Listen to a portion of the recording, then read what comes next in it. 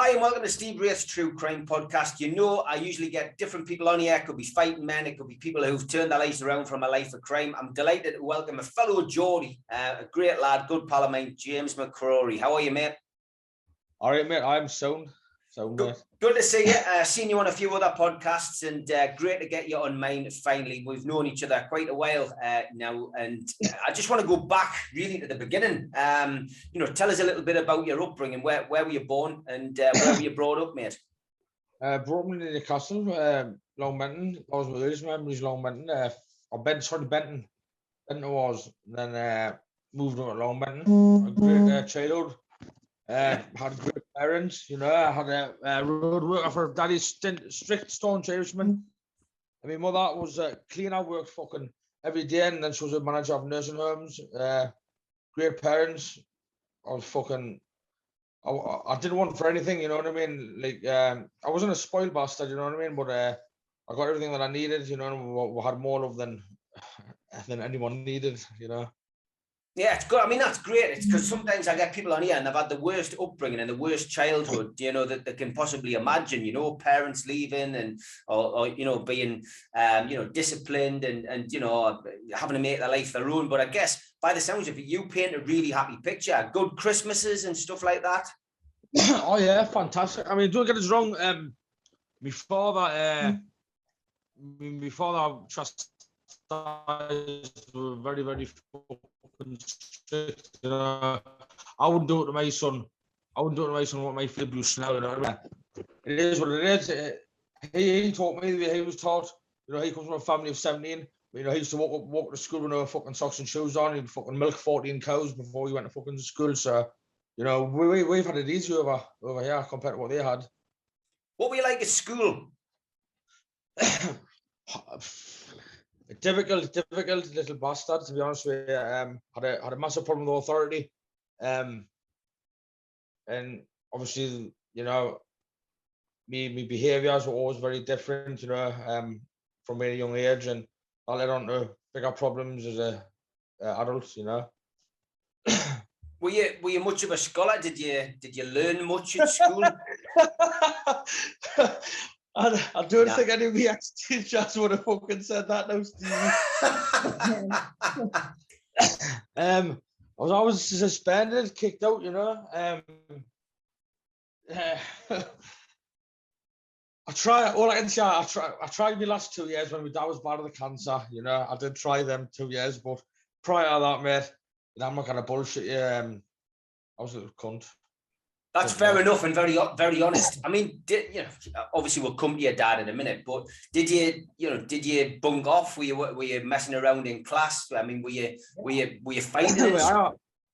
Yeah, I was always chucked out. Got suspended from primary school, and then at high school I was chucked out there more times than anything. I bunked off, fucking getting stoned from my first day until my last day. Fucking wasn't just fucking marijuana. I was fucking loads of other drugs. Fucking speed, fucking poppers, trips, acids, fucking anything to escape the realities of life. I was always chasing something that I thought that I was missing from my life, and turns out nothing missing from my life at all. It was just I've got a fucked up head. My DNA makeup's very different from other people's. When you say you were escaping the realities of life, was that really down to the diminishing health of your dad? Though I don't want to fucking blame anything on my dad, but it certainly wasn't easy when you watch a man that who was your first hero, working 7 days a week. Fucking, he was smaller than my name and always very small, but he was 40.5 stone, you know what I mean? And he was always a lump of a man, to watch him go from that to a bag of bones, it was very, very, very difficult.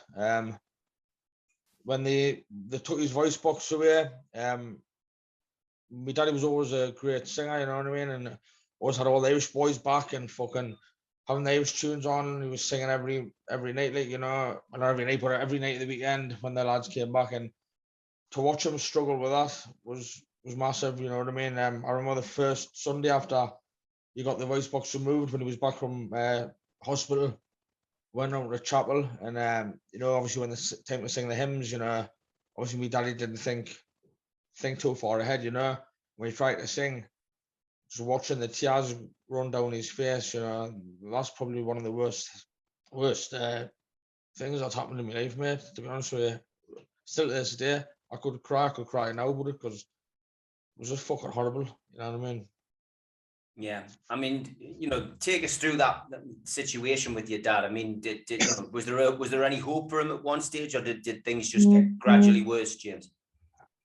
No, yeah, he had the phone cancer years ago, and then Father Conti come blessed him. The day before he went for the final scan, and then when he went for the scan, the tumor disappeared. And then he had an accident on the roads. I think it was a curb or a paving slab. Fucking fell on his knee, of his shin or something. And since then, his health just got worse. And my daddy always said, you know, cancer's in everyone, just take something to kick it off, you know. And that's what he believes happened. And then the cancer come back, and they found it. Well, they thought they found it in his tongue. They took all his teeth out, cut off his tongue away, and so because you can't get dental treatment, you know, when you're getting chemo, so that's what they've done. And then after they've done all that, the cancer was in his fucking voice box, or his lymph nodes, whatever it was, I can't remember.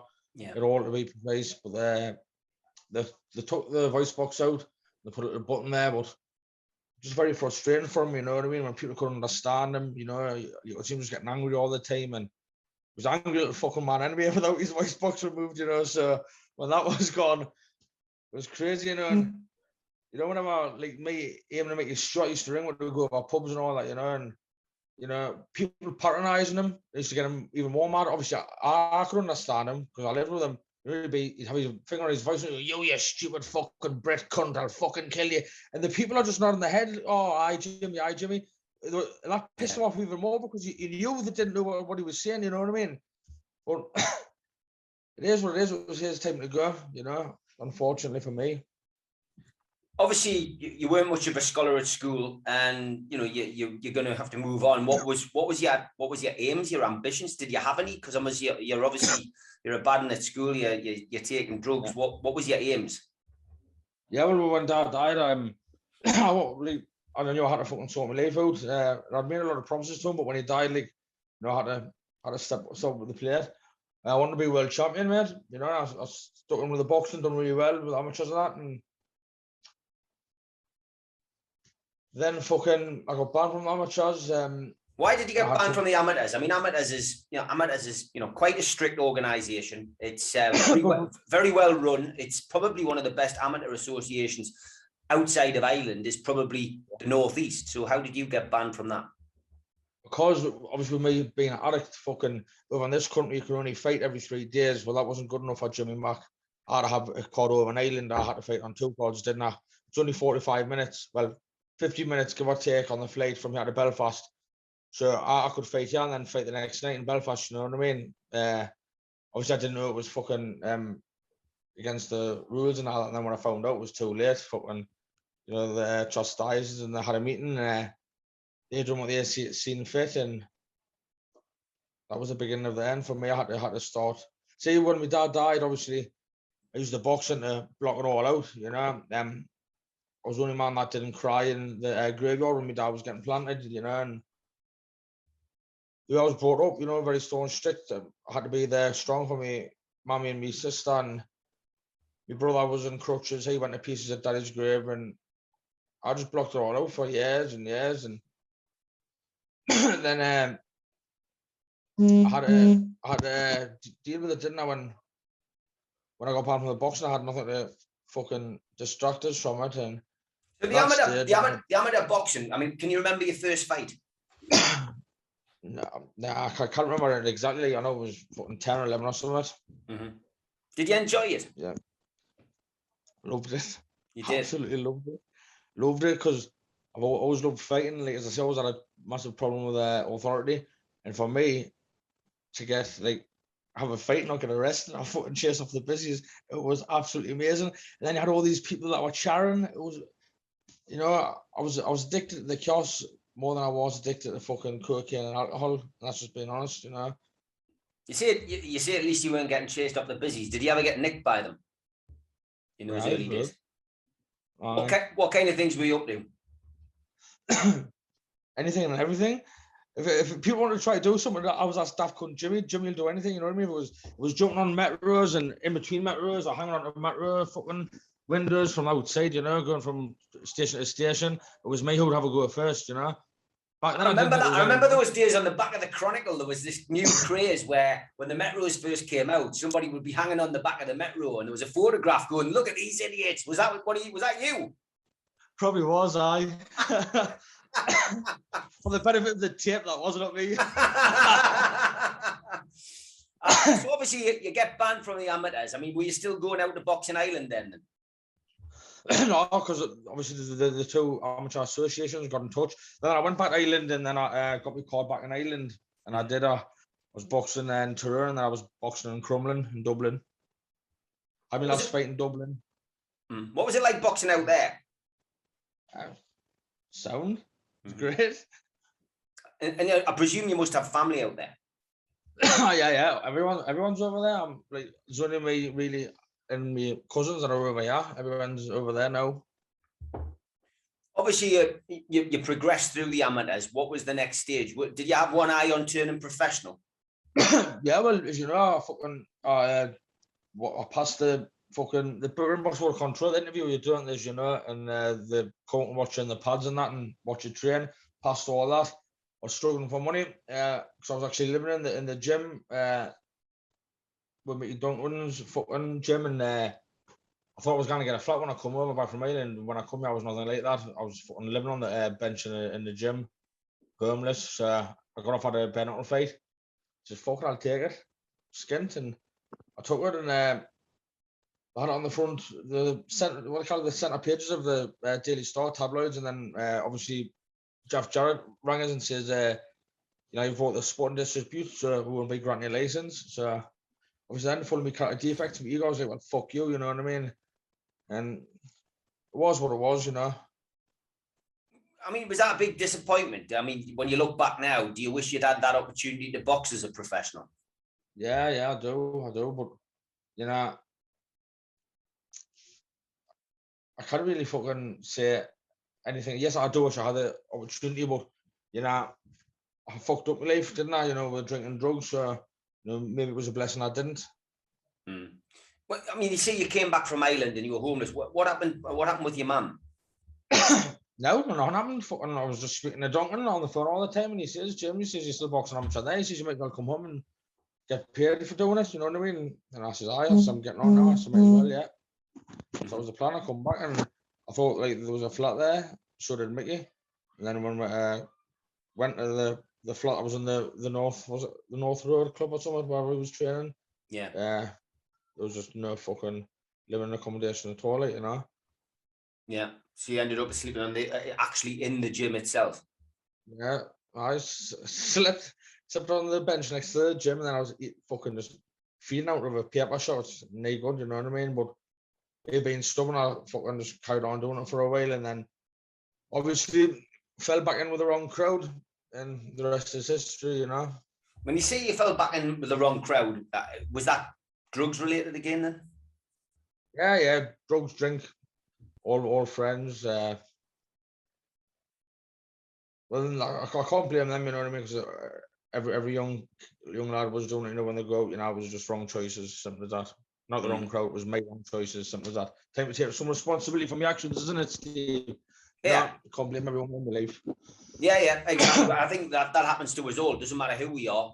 When we get older, we always reflect. We look back. We look at situations we got ourselves into, and we think, actually, you know, I was an idiot then. And that's the whole point of growing up, I guess. You know what I mean? And you don't realize until you're older, you know, that you made a few mistakes, and then it becomes your job, I guess, if you're lucky enough to have kids, to try and guide them in the right way. But we all make our own mistakes. I think that's the bottom line, isn't it?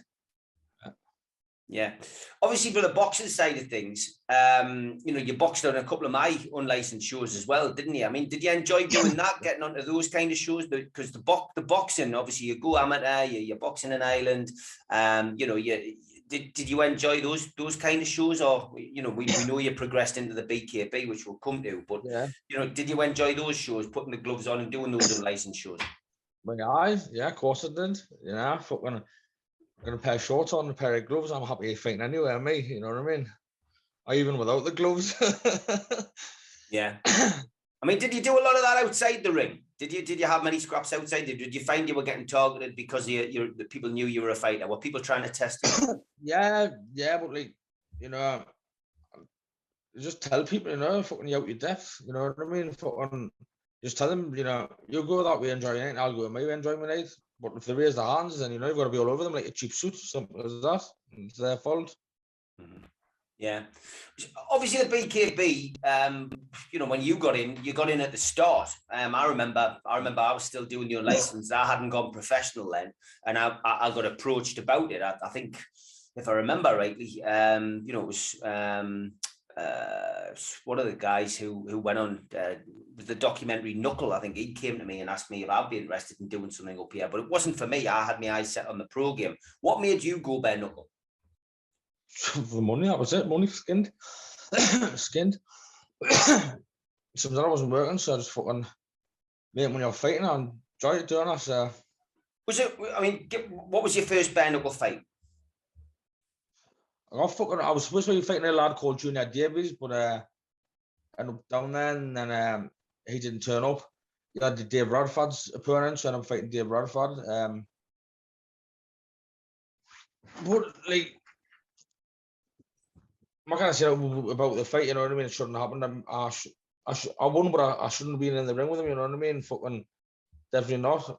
I wasn't on his level. It was the right hand that I come with. He stepped in as well. That caused a lot more damage, you know. But I remember Dave fought Mark J. Mark J was actually one of my coaches years ago when I boxed for Norman Fawcett, Long Benton at Somerville. And I knew the name from somewhere, and obviously he fought a bit of Duran. But you know what I mean? I'm obviously punched. I was saying, where the fuck do I know that name from? You know what I mean? And then obviously I got told after the fight, we went the distance with a bit of Duran, and that he fought for Mark J, my coach. So was what it was. In the second fight, fuck me. Pissing blood for 8 days afterwards, and probably the hardest fight, definitely the hardest fight psychologically that I've been in, you know what I mean? I was psychoanalyzing myself. When I was sitting down on the bales of straw, and Jerry Gorman was sorting me cuts out with Paul King there. I was just looking at Dave and I was thinking, what the fuck have I got to do? You want to get you out of here? Because I hit him with everything but the fucking kitchen sink. And thank God the next round he did go. But that was very, very, very, very hard fight. I mean, people who don't know what BKB is, it's bare knuckle boxing. It was never outlawed, but obviously with the emergence of Queensberry rules and glove bouts in 1867, it really shrank to the back seats. But it made a bit of a re-emergence in the noughties, and promoters basically tried to change its image, to crack down on the illegal gambling which plagued the sport's past. And each fight was always marshalled by a referee with a paramedic on standby. So if things were done properly. The fight that you were talking about there against Dave Radford, of course, if I'm right, was the one that was held at Dave Courtney's house in his back garden. No, that was Jason Young from America. Right. God rest his soul.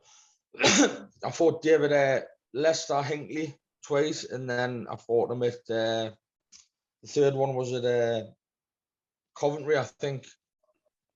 What was the one at Dave's house like? I mean, obviously, I know Dave, got to know him very well in the 90s. I mean, his house, if anyone hasn't seen it, is based on Castle Camelot. It's got painted white. It's got murals on the side of his wall, on the side of his house. He's got gun turrets, you name it. Any bit of quirky furniture is in there. But what was it like, going down to his place and into his back garden to fight?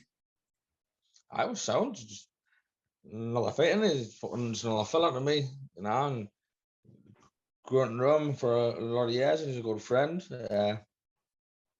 He's, you know, a lot of people say the character that's Dave, you know, it's a lot different from the man that's Dave as well, you know, yourself, you know what I mean? You often wore a Newcastle shirt when you were going into the ring. Are you a big Newcastle fan? I was, until fucking Ashley come in, and then last year, I lost the love for the team, you know, with Ashley there, and I was just so deflating, really was. I couldn't tell the team now, but now that he's gone, like I'll be back supporting him full time again. The takeover's obviously gone through. Are you happy about that? I was over the moon.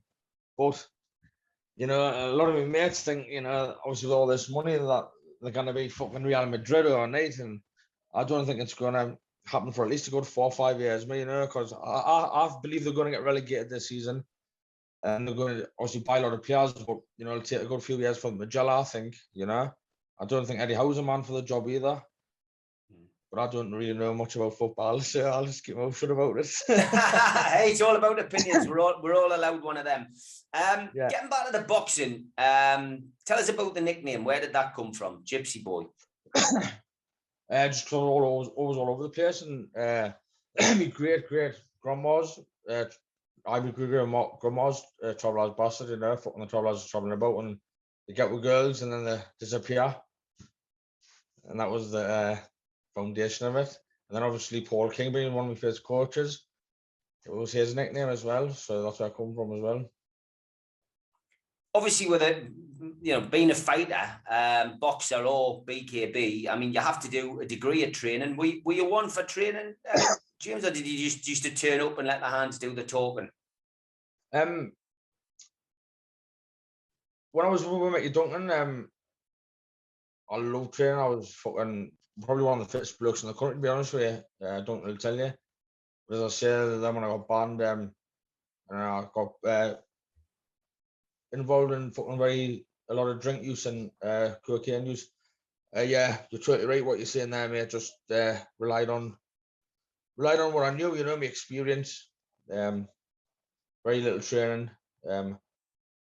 if any. Yeah, it was just fucking bit of shadow to keep us fucking moving. That was it, really. I've got to be honest, when I watched the BKB, I thoroughly enjoyed it. And I mean, you and a couple of other guys invited us down to one on Scrog Road a few years ago. And it was great to get down there, watch it. Dave was emceeing. And as somebody who enjoys boxing, I wasn't sure whether I would enjoy the sport or not. But it was good. It was fair. It was exciting. And I've got to be honest, I did enjoy it, and you know, I didn't like other forms of stuff. I'm not a fan of MMA, but I really do enjoy the BKB. I wouldn't do it. I couldn't do it, but ultimately, great spectator sport to watch. What do you think the future is of it? I mean, there's been a lot of different organisations tried. Some have failed. Some have flourished. What do you think the future is for BKB? I think it's going to go big. I think it's going to be as big as UFC in time. You know what I mean? There's a few promoters there that have got a good vision. You know what I mean? And as long as the good promoters keep the word and you know, they're genuine, they'll do well. I've got to be honest as well, when I speak to people or you see some of this stuff that gets played out on social media, YouTube in particular, where there are people, you know, calling each other out, etc. I mean, do you think a lot of this is genuine? And I'm not looking for names here. I'm just thinking you see a lot of people calling people out and things happening. Is all that genuine, or is it just a way of promoting, promoting the sport? To be honest with you, it wasn't when I was around, you know what I mean? There was a lot more manners and respect. Now it's getting more like WWF fucking F or WWE, whatever the fuck it's called. I don't know. That's just my opinion. Like you say, we're all entitled to one. The money side of it really intrigues me as well, because I know, you know, putting on a professional show, you know, it's expensive. I know when I used to put the unlicensed shows on, I know what the costs were, and I know what the ticket sales were, and I know ultimately what people could be paid. And I've seen some people, again, no names mentioned, come out and say that they're getting paid £5,000, £4,000, 10 grand on the table. I don't see how that's possible unless you've got a big sponsor, or unless, you know, no one else is getting paid and, you know, things are getting put in for now. I mean, you know, what were the kind of realistic fees that people were getting when you were fighting? My first fight was 250 quid, and my last fight was a few grand. And you were at the top of the tree. Yeah. So there's a lot of social media bullshit going on, I guess. Yeah, no. Listen, there will be certain fighters there that are all getting paid all that, but you know, I wasn't wanted there. So what they've done is they stopped matching us and made us, you know, what's the word? They just made us fucking irrelevant. Yeah. Mm-hmm. Mm-hmm. You know, since BKB won up until 2 years ago when I started going to recovery, they matched me, I think 4 times out of 20 odds, you know. So there you go. Is the matchmaking fair, would you say? And was it fair when you were fighting? I mean, you know, basically, you know, when we did our shows, I can probably say out of the 7 years I was involved in the unlicensed game, I probably saw 2 mismatches, which I was disappointed in because I relied on the matchmaker getting it right.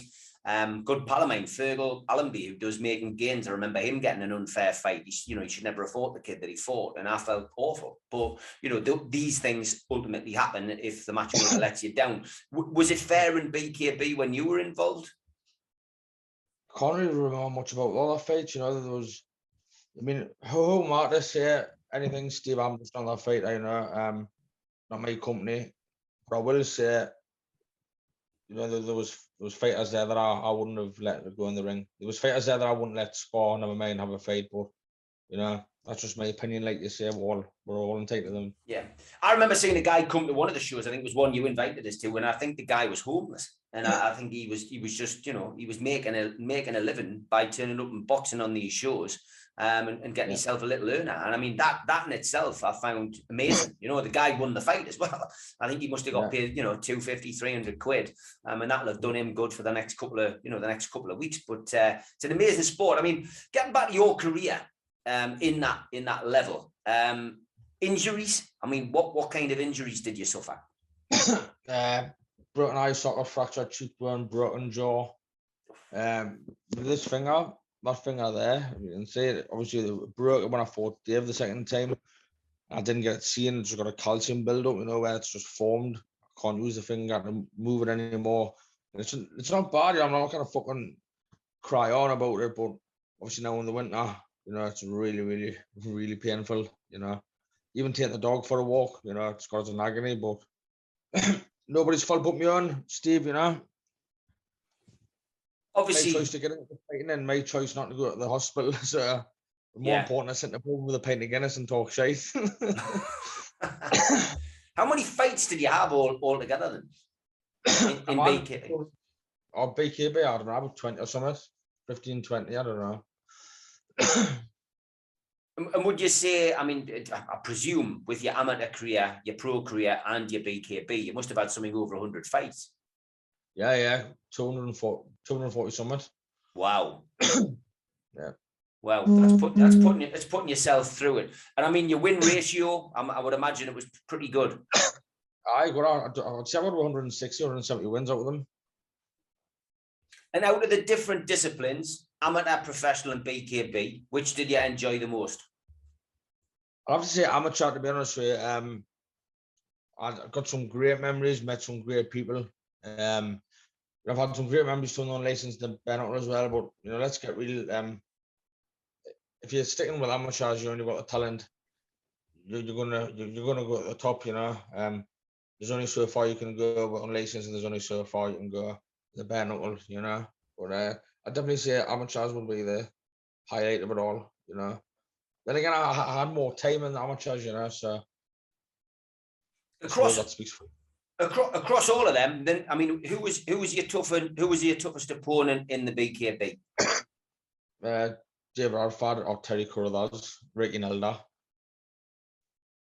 Dave Radford, the second fight, that's probably the hardest fight, but Ricky Nelda and Terry Carruthers, they were really, really hard fights. You know, you've watched them, I hit them with everything, you know, and fucking Terry, in my opinion, Terry beat fucking Chris Eubank when they boxed. You know, yourself went and fight someone got big promoters, don't get the nod.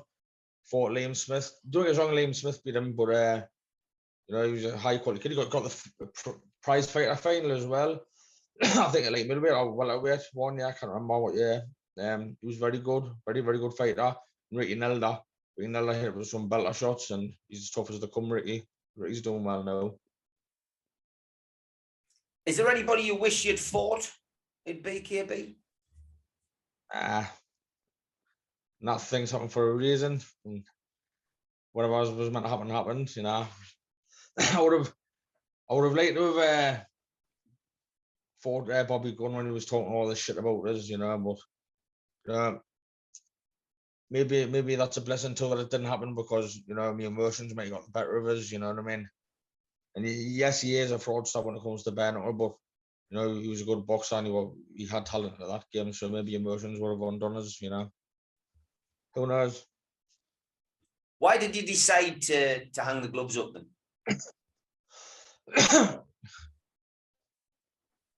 Nah, fucking, I just didn't have fucking the passion for it anymore, and, you know, I needed the money, so the bare knuckle took the front seat there. Really, that was really it. And obviously you have to life on. Sorry, go on. Yeah. Obviously, you know, you decide to hang your gloves up. What was your next step? What did you have to go and do? You talked a little bit about recovery. How did you address that? Yeah.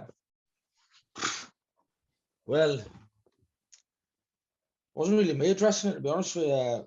My cousin's boyfriend had a relapse with us, and he just said it was. He went, listen, he says, I've never seen anyone go through cocaine like you, and the drink like you do, James. You know, you're going to die.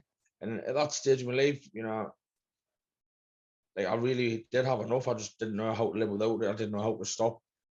And I just, like, when someone else tells you that, you know, it's a kick up the arse and I needed it. And, you know, I didn't want to live. I wasn't taking the drugs for enjoyment, you know. The enjoyment went a long time ago for me, Steve. I was wanting to die, you know.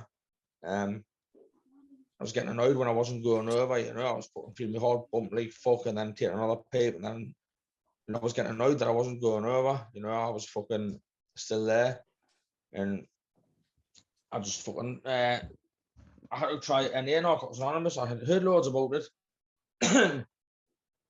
I just didn't know how to go about it. And then obviously my cousin's boyfriend, Glenn, he took us, and I was there, but I wasn't present, if that makes sense. You know, it was a lot to take on, a fucking awful lot to take on. I relapsed on 19 days. And then the lad that I relapsed with down in Coventry, I was looking at him in a coffin 43 days later after that. And that shook us up a lot. Since that, I've got 20 months and 14 days, I think, or 20 months and 12 days, I'm not sure. Well done, mate. Honestly, that's your biggest victory yet in my book. And, you know, the fact that you've done that and you've turned your life around in that way, shape or form is fantastic. Work-wise, what are you up to these days? No, I'm hoping to get me a close protection license, close security. Hopefully, I was doing a course there 8 weeks ago. I've done 2 weeks of it, and then fucking I got COVID, didn't I? But I deserve all I get, Steve, because I was one of these people that tell everyone that it's a fucking conspiracy. There's no such thing as COVID. Don't wear your mask. It's a load of shit. It's all control. And I'll be honest with you, Steve, I had two of the worst nights. I didn't know if I was coming or going. Hot and cold sweats, and had headaches for 8 days. But like after the 2 bad nights, like the headaches, I thought, oh, if this is all it is, you know, it's fucking totally over exaggerated. But since then, I've tried to get back into training, and, you know, even doing things around the house. Like I used to take the dog for 4 miles, 2 mile out and 2 mile back. And now I can only take a half a mile and half a mile back. And then I was asleep for 8 hours on the city, you know. It is going to take its time, you know, simple as that. Just got to wait for my body to readjust, I suppose. Yeah. Well, good luck with that. You know, you said your dad was a hero, and I remember seeing stuff on Facebook, and I'm not a great fan of Facebook. I've got to be honest. I'm on it. I use it to promote. But I remember seeing you down at your dad's grave, and I'm sure that your dad watches down over you, and I'm sure he's very proud of you. But does that still give you an immense amount of? I'm trying to think of it. Do you feel his spirit? Do you go for and have a chat with him, and does that give you a bit of comfort? Yeah. And did that help you with your recovery? I was in Ireland there 2 weeks ago, and I took my son. And I'll be honest, it was very, very hard. I had Sasha there when she was 3 days old, you know, but because obviously my life had changed that much from being a fucking world title chase and fucking athlete but I was there what I wanted to be, to a fucking junkie alcoholic cunt who was wasting his life. You know, I was ashamed to go to my fucking father's grave, you know what I mean, and take my son, you know, because, like as I say, cocaine took my soul, you know. I wasn't me, you know, I really wasn't me, you know. People will be listening to this and they think, what do you mean you weren't fucking you? Like I was a shell of myself, you know, and that's all I was. Cocaine took the best of Jimmy McCrory, simple as that. It was very hard to go and try and make amends at my daddy's grave, and hopefully it'll get easier as time goes on, but the last time I was back was probably the hardest. You know, I've been my dad's grave loads of times, but obviously I was fucking using it under the influence then, so I was numb to everything. I struggled with emotions massively, but this time it was very raw, and I couldn't run away to a fucking bag of cocaine or fucking pint against this time, could I? So I just had to sit with it and deal with it. Not easy, but you know, I've got to take responsibility for my actions, and you know, this is part of the recovery process. So I'm sure, you know. Honestly, James, as your mate and somebody who's known you a long time, I'm really proud of you, mate. And that's why I wanted you to come on, because your story's inspirational for those people who are still, you know, wasting their lives drinking and taking drugs. And for me, that's the most important message to come from this podcast. Don't do it. You know, crack on with your life. Life isn't that bad. There's coping mechanisms. There's friends you can speak to. Don't be afraid to talk to people, and you know, if you need help, ask people. That's the message I wanted to get across. Let's get back to the boxing and just you know, just talk about boxers at the minute. I mean, you know, first of all, when you were growing up, did you have a boxing hero? Yeah, Lennox Lewis. Wow, Lennox Lewis, amazing. Prince Nazim Hamid. But obviously, when I was younger, Barry McGuigan, fuck me. There was a fight on. We didn't watch it, but to get a clip off me fella, you know what I mean? Watch Barry, I fucking hell, Dad.